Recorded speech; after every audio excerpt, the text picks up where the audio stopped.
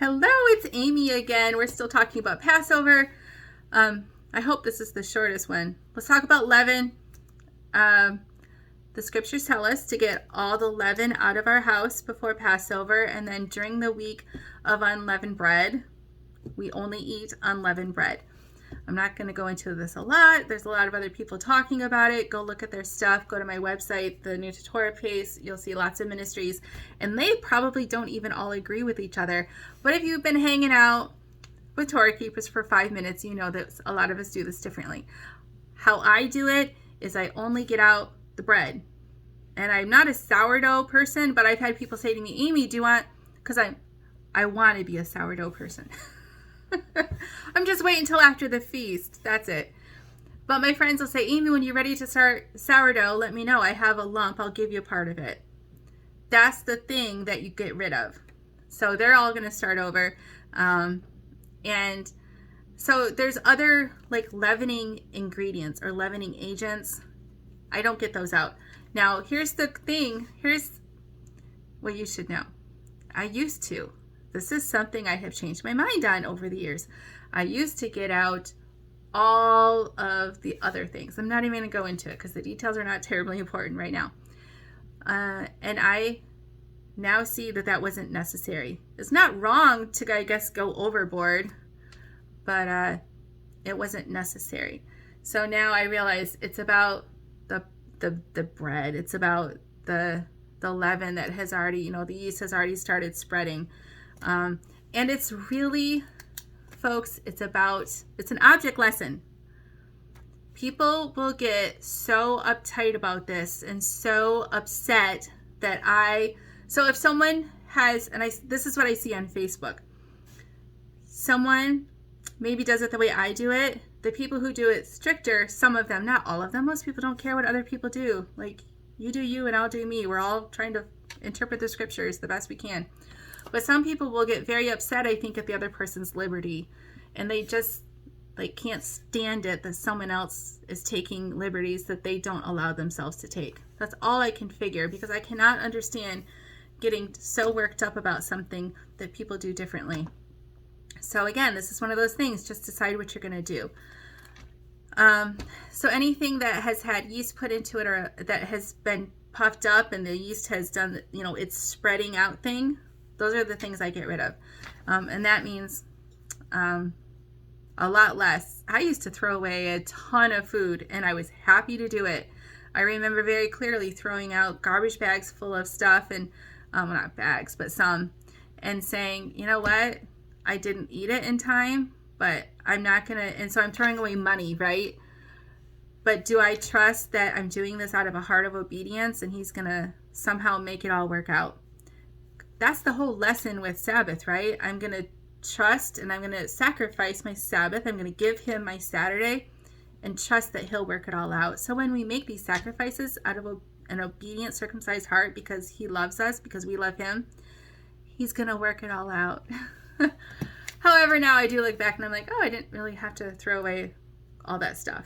But you do it how you want to do it. Go research, study, maybe for next year. But that's what I do. I also want to point out, though, if you are fellowshipping with other people at their place, and if they have a stricter rule, you need to follow their rule. That's just courtesy, and Paul talks about this. Not to put a stumbling block in front of other people, and it doesn't mean they're weak. It's so easy to get snubby, isn't it? Just because they have a stricter rule, they must be weak. Not necessarily. Maybe we're the ones who are wrong, because we always think of weak as being wrong, right? And that's not even what it means anyway. But I think it's just common courtesy that if you go to someone else's house and you go across their threshold, you're going to follow Torah the way they understand it, if their rules are more strict than you. Because in which case, they're not making you sin, right?